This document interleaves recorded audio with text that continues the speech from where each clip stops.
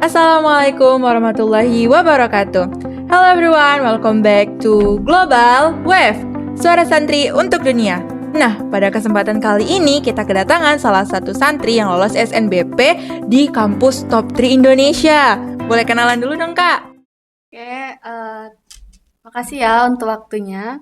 Jadi kenalin, nama Ana Juwita Aliza Putri dari generasi 11 Global Putri. Ana merupakan salah satu santri yang lolos SNBP 2026 di Universitas Gadjah Mada dalam prodi D4 Pengelolaan Arsip dan Rekaman Informasi. Oke, Ana manggil Kak Juwita aja ya, Kak. Ya. Kak Juwita lulus di kampus Universitas Gadjah Mada yang merupakan salah satu dari kampus top 3 di Indonesia. Nah, tadi kakak ngambil jurusan apa, Kak? D4 Pengelolaan Arsip dan Rekaman Informasi. Pengelolaan arsip dan rekam informasi. Iya. Itu tuh jurusannya ngepelajarin apa aja sih, Kak? Nah, anak kan di D4 Pengelolaan Arsip dan Rekaman Informasi itu mempelajari tentang bagaimana cara kita tuh untuk mengelola, menyimpan ataupun menjaga dokumen ataupun arsip secara sistem yang rapi, profesional, baik itu secara manual ataupun digital nih. Nah, jadi prodi Anan itu penting banget apalagi nih kalau di dunia perkantoran ataupun instansi. Karena setiap instansi itu pasti punya dokumen penting kan, Kak? Iya, betul banget. Nah, kan kakak nih lulus di jalur lewat SNBP nih, Kak. Iya. Gimana sih, Kak, alur kakak dari awal ngikutin SNBP itu kayak mana, Kak? Nah, alur Ana di jalur SNBP itu ya dari awal kelas 10 sampai kelas 12 Ana selalu konsisten. Ana nggak pernah yang namanya nurunin nilai Ana nih, walaupun sekecil apapun. Sekecil apapun, Kak? Iya, sekecil apapun.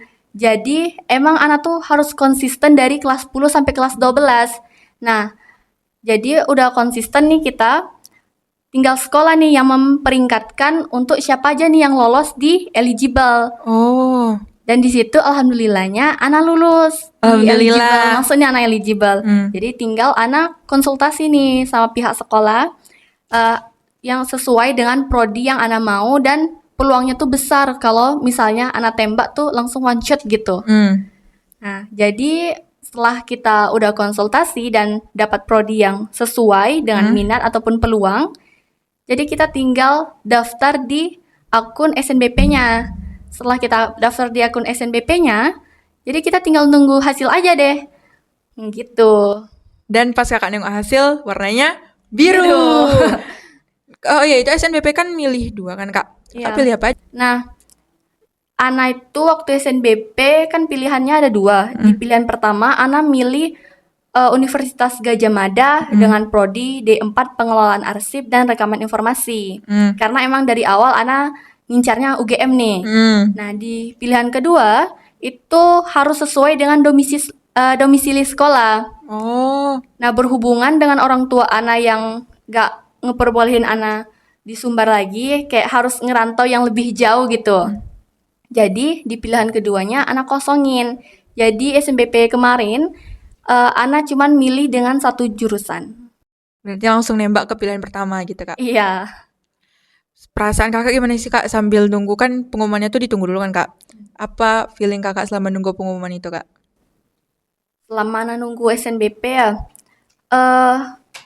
perasaan Ana tuh campur aduk. Kadang optimis, kadang overthinking gitu ya. Karena SNBP ini dia jalurnya tanpa tes kan. Jadi emang kita tuh bergantung dengan nilai kita yang dari awal kita perjuangin. Jadi di situ Ana emang bergantung banget sama nilai yang Ana perjuangin dari anak kelas 10 sampai kelas 12. Nah, dan alhamdulillahnya di situ Ana lulus. Nih, jadi kayak setelah dengar Ana lulus, kayak Ana tuh excited banget gitu. Kayak seneng banget, iya, seneng banget. nggak expect dapat itu gitu, Kak? Iya, kayak gak percaya tapi tetap harus bersyukur juga kan karena udah keterima gitu. Ada nggak, Kak, pikiran pesimis kayak nggak bakal lolos nih, ini kan kampus terbaik gitu, Kak? Pernah sih mikir kayak gitu juga ya. Tapi yang namanya manusia pasti banyak kan pikiran-pikiran yang kayak gitu. Overthinking. Iya, apalagi UGM ini dia universitasnya tuh top 3 gitu Top ya di three. Indonesia. Paling bagus gitu istilahnya Kak. Iya, kalau istilahnya ya. Hmm. Jadi emang persaingannya tuh ketat di sana.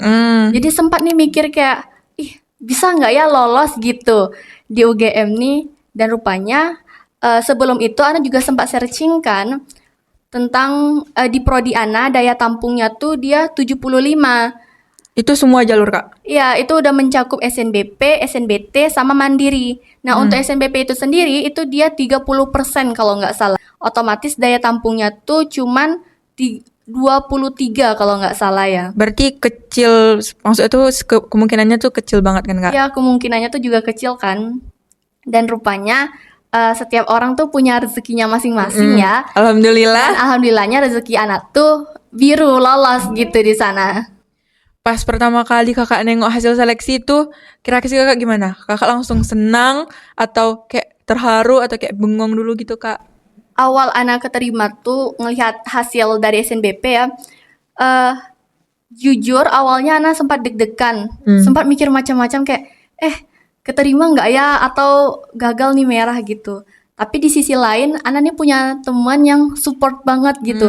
Jadi di situ kerasa banget kekeluargaannya. Nah, di situ setelah Ana masukin nomor peserta sama tanggal lahir Ana, setelah Ana klik, biru gitu. Jadi perasaan Ana di situ kayak kaget, tapi juga kayak Nggak nyangka. iya gak nyangka, tapi juga harus bersyukur gitu. Jadi pokoknya kita harus tetap Tetap optimis kalau misalnya bisa nih gitu Kak. ya kita percaya aja lah ya jalurnya masing-masing gitu. Kalau semisalnya ya Kak, kalau misalnya kemarin kakak tuh dapatnya merah atau nggak lulus Kak, apa langkah pertama yang bakal kakak lakuin Kak? Nah, kalau misalnya emang Ana gak lulus atau merah ya, sedih sih, bakalan sedih. Siapa sih yang gak sedih kalau gak keterima gitu ya? Tapi kita namanya sedih gak boleh berlarut-larut kan? Nanti terlalu terbayang-bayang terus kan Kak? Iya, jadinya di situ Ana udah punya plan nih. Karena SNBP itu dia bukan satu-satunya, tapi salah satunya. Jadi kan kita masih bisa lewat jalur SNBT sama Mandiri. Nah, jadi Ana udah mempersiapkan nih, udah punya plan kalau emang misalkan Ana nggak lulus, Ana bisa nyoba di jalur SNBT. Kalau emang nggak bisa lagi, Ana bisa jalur Mandiri. Karena bagi Ana kalau suatu kegagalan tuh dia bukan akhir, tapi merupakan dia tuh mungkin cuman pindah haluan gitu ya, pindah jalannya aja. Pindah jalur, ada jalur lain gitu Kak? Iya, ada jalurnya yang lain gitu. Oh iya Kak, kan banyak tuh orang yang bilang desas-desusnya kalau SNBP tuh cuma buat orang pintar aja gitu. Menurut kakak itu fakta atau mitos Kak? Menurut Ana, SNBP tuh untuk orang yang pintar itu mitos. Mitos Kak? Ya, tapi ada bumbu faktanya nih sedikit. Apa tuh Kak? Karena bukan untuk orang yang pintar tapi ya, dia untuk orang yang konsisten. Jadi percuma kalau kita pintar, kalau dia nggak konsisten, otomatis nilainya bakalan naik turun ya. Nah, nilai naik turun tuh bakalan dipertimbangkan banget di univ-univ. Nah, jadi emang kita tuh bukan untuk orang yang pintar, tapi untuk orang yang konsisten SNBP tuh. Dia memperjuangkan nilainya dari kelas 10 sampai kelas 12. Jadi kayak nggak pernah turun, harus konsisten gitu. Jadi itu emang mitos sih, tapi ada bumbu faktanya di sana. Berarti dia selain nengok kepintaran kita juga nengok kegigihan kita gitu Kak? Iya. Sama konsistennya kita gitu Iya, Kak? betul banget tuh. Kalau misalnya kakak ngulang kelas 10 lagi Kak, apa sih yang bakal kakak lakuin Kak? Kalau emang bisa waktu itu diulang ya, Nay, Ana balik nih ke kelas 10 yang masih culun-culunnya tuh. Masih imut-imut? Iya, masih imut-imut. Di situ mungkin Ana bakalan kayak lebih belajar lebih giat, lebih konsisten lagi. Jadi untuk kedepannya, untuk SNBP-nya tuh Ana lebih siap gitu.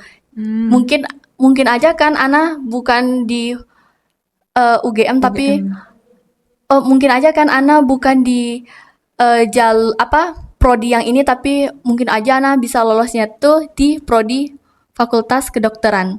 Nah, gitu. Apa sih menurut kakak hal yang sering banget diremehin sama orang-orang zaman sekarang, padahal itu tuh ngaruh banget buat SNBP Kak? Menurut Ana ya yang sering diremehin orang tapi itu berpengaruh banget tuh konsisten yang kecil gitu. Karena kita tuh sering ngeremehin ya konsisten yang kecil kayak ngerjain tugas ataupun yang lain-lain, sering ngobrol di kelas ataupun makan tidur gitu ya. Ketahuan. Iya, ketahuan nih siapa kayak Ketahuan gitu. nih siapa yang kayak gitu. Nah, jadi menurut Ana konsisten yang kecil tuh sering diremehin tapi dia berguna banget loh untuk jalur SNBP ini. Bayangkan kalau misalnya kita selalu ngerjain tugas, kita nggak pernah tidur, pasti nilai kita selalu melonjak ke atas gitu ya. Lebih tinggi dari biasanya gitu, Kak. Iya, lebih tinggi dari biasanya. Dan itu sering banget diremehin sama orang. Padahal kalau kecil-kecil tuh kalau dikumpulin tuh bisa jadi gunung ya kalau Ya, kalau istilah-istilahnya pepatah-pepatahnya gitu, Kak. Iya. Gimana sih, Kak, cara Kakak ngadepin tekanan dari lingkungan sekitar? Atau bahkan ya, Kak, dari ekspektasi diri Kakak sendiri, pengen ini tapi nggak dapet ini gitu. Di Ana kalau menghadapi tekanan tuh mungkin kita mempunyai impian masing-masing gitu ya. Dan mungkin impian kita tuh kerasanya tuh berat atau gimana gitu. Nah, Kadang Nggak- jadi beban juga kan, Kak. ya kadang jadi beban juga. Tapi di sisi lain gak ada loh yang gak mungkin di dunia ini kalau dipikir-pikir. Jadi kita tuh istirahat aja dulu sebentar. Misalnya kita ngerasa tertekan, kita bisa kayak baca buku dulu atau healing dulu kalau bahasa-bahasanya ya. Nyari healing buat diri Iya, sendiri. healing diri sendiri. Self reward. Ya self reward gitu kan. Jadi kita nggak ngerasa tertekan tuh misalnya kita tuh ngelakuin tapi belum tercapai-capai gitu ya. Jadi kita bisa istirahat sebentar nih, baru kita lanjutin. Lanjut lagi. Iya, jadi perasaan kita tuh nggak tertekan di sana gitu. Apa sih motivasi Kakak kalau Kakak lagi down gitu, Kak? Kalau anak lagi down biasanya ya, anak tuh bakalan ninggalin hal-hal yang ngebuat anak tuh down gitu. Jadi anak beralih ke hal yang membuat anak tuh happy, kayak sama kawan-kawan anak ngumpul, cerita-cerita gitu ya. Baca buku ataupun sesuatu yang sesuai dengan hobi kita lah ya. Berarti nyari kesenangan gitu, Kak. Ya, nyari kesenangan sesuai dengan masing-masing seseorang gitu. Nah, tapi jangan terlalu berlarut nih. Jadi tetap kita fokus dengan tujuan awal. Tapi kalau emang misalnya kita lagi down banget, kita boleh loh untuk nyari istirahat bentar gitu. Kita boleh loh istirahat sebentar, baru kita lanjut lagi. Ya, Kak. Kasih tips dong, Kak, buat kayak adik-adik kayak kami nih, Kak, yang pengen banget dapetin SNBP kayak Kakak gitu, Kak. Nah, kalau tips untuk adik-adik ke depannya ya, penerima SNBP tahun selanjutnya, saran Ana tuh supaya kalian tuh nggak boleh bermalas-malas walaupun kalian dari kelas 10. Jadi ada kan pemikiran tuh bahwa kayak kelas 10 tuh rendah aja lah nilainya. Oh iya, ada yang kayak gitu, Ya, Kak, ada. kan kayak gitu. Jadi kelas 10 nilainya rendah aja lah dulu, nanti kelas 11 naik, kelas 12-nya baru giat banget gitu belajarnya. Nah, bagi anak itu gak terlalu relevan nih. Karena kita tuh SNBP ini nyarinya yang ini ya, yang nilainya tinggi gitu. Pesaingnya tuh banyak, satu Indonesia Satu tuh Indonesia. semua nyoba gitu. Jadi otomatis kalau kita yang emang nilainya dari awal rendah disandingi dengan nilainya yang tinggi tapi dia juga tetap konsisten, mana coba yang menang? Yang tinggi ini kan. Jadi saran Ana untuk adik-adik sekalian, jangan pernah mikir kelas 10 tuh Main-main dulu. Iya, main-main dulu gitu. Boleh main, ada waktunya juga, tapi jangan keseringan. Kalian juga harus fokus nih untuk kuliah. Jadi kalian gak boleh nih ngerendahin nilai dari kelas 10. Mensabotase. Iya, ini. sabotase dengan sendiri gitu ya, dengan diri sendiri.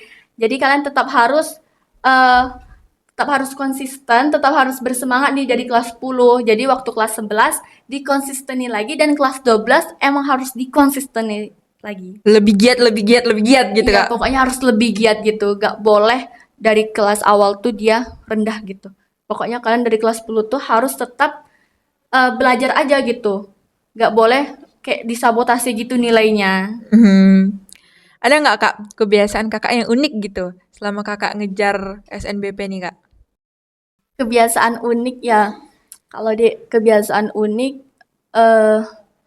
Ana biasanya tuh berlomba-lomba gitu sama kawan Ana. Jadi kayak misalnya kamu kamu di sini ya, kamu di sini. Kan Ana punya 3 kawan kan. Jadi Ana tuh berempat nih sekawannya tuh dekat banget nih. Oh ya Kak. Jadi misalnya kalau kawan salah satu dari kami tuh bilang mau masuk sini atau mau ngelakuin hal-hal kayak gini, semuanya tuh kayak bilang amin bilang amin ukhti gitu. Jadi masing-masing kami ini bilang amin gitu supaya kan kalau omongan tuh jadi doa, Doa, gitu ya jalur katanya. langit. Ya, jalur langit tuh.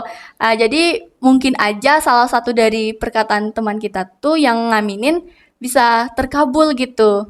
Itu sih kalau kebiasaan uniknya. Lumayan out of the box. Iya. Coba dong Kak gambarin pakai 3 kata gimana perjalanan Kakak selama sampai ke UGM ini Kak. Kalau 3 kata tuh kayak kerasa kurang gitu ya kalau untuk SNBP nembus ini nih. Tapi kalau emang disesuaikan dengan 3 kata, apa ya kira-kira? Oh nih, naik turun, proses, sama berkembang. Kenapa Kakak milih 3 kata itu Kak? Karena setiap orang tuh pasti jalannya tuh naik turun gitu ya. Jadinya itu pilihan pertama tuh naik turun. Nah, karena naik turun itulah kita harus juga berusaha nih. Nah, disitulah ada proses. Ya. Nah, dan berkembang itu karena proses kita tadi yang kita tekuni, yang kita konsisteni, nah, jadilah kita bisa berkembang di sana. Oke. Kasih pesan dong Kak buat yang nonton sekarang nih, ada nggak yang pengen Kakak sampaikan gitu Kak? Untuk yang lagi nonton, pesan Ana, selamat ya untuk penerima SNBP tahun 2026. Selamat karena kalian tuh hebat banget bisa lolos jalur SNBP nih. Dan untuk yang belum lolos, gak cuman satu loh jalurnya di sini. Gak cuman satu loh jalur untuk masuk universitas tuh, masih ada jalur SNBP sama jalur mandiri. Jadi harus tetap semangat, harus ada plan-plan yang harus disiapkan gitu. Misalnya kita gagal ataupun dan lain-lainnya gitu. Jadi kita udah mempersiapkan diri nih, karena kita tuh nggak tahu ya takdir tuh gimana dan Jalur mana gitu ya Kak? jalur mana. Jadi kita harus tetap mempersiapkan plan dan percaya sama diri sendiri, sama kemampuan diri sendiri gitu. Oke, makasih Kak udah nyempatin waktunya untuk hari ini berbagi cerita gitu Kak. Iya, sama-sama Nay. Oke guys, that's all for today. Thank you. Stay tuned for the next episode. Bye-bye. Assalamualaikum warahmatullahi wabarakatuh.